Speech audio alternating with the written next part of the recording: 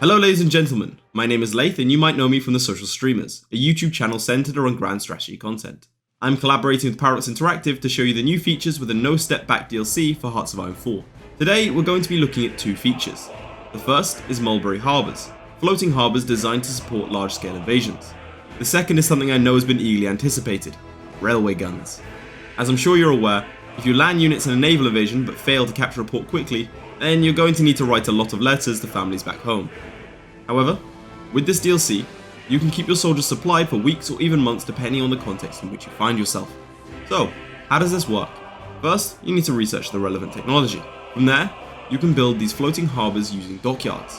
When you have one of these in your stockpile, the option to navally invade with the support of one becomes available.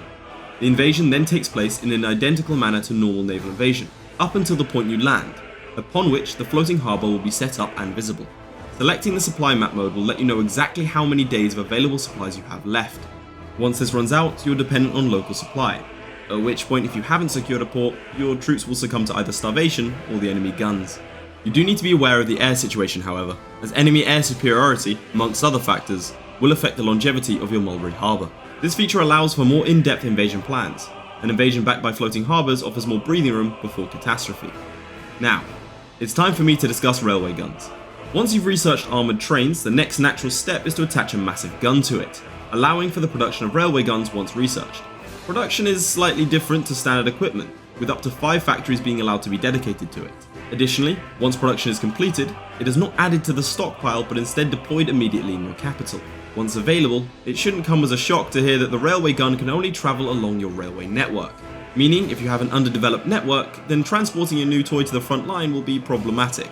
The way in which a railway gun functions is a bit different to a normal unit, so let me take you through it. A railway gun has a radius in which its effects will be felt, which can be seen by hovering over it. All battles within this area will then see a debuff to the enemy, helping to break through stubborn defensive lines. Now I see how your mind works, so no, you can't concentrate 10 railway guns in one area and expect to see a minus 150% to an enemy's defense. This modifier doesn't stack, so it's prudent to ensure that your railway guns are spread out across your front line.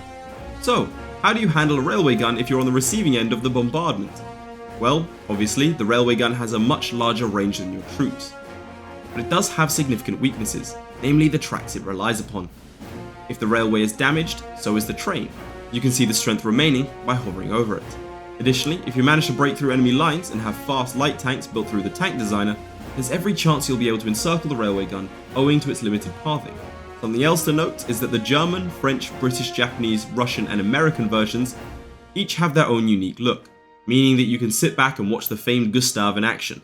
These two editions of railway guns and mulberries serve to demonstrate the increased tactical depth available with the No Step Back expansion. Thank you for watching. Join me next time as I look at the new Officer Corps and what that entails in the No Step Back expansion for Hearts of Iron 4. Also, be sure to subscribe to this channel to make sure you don't miss a thing.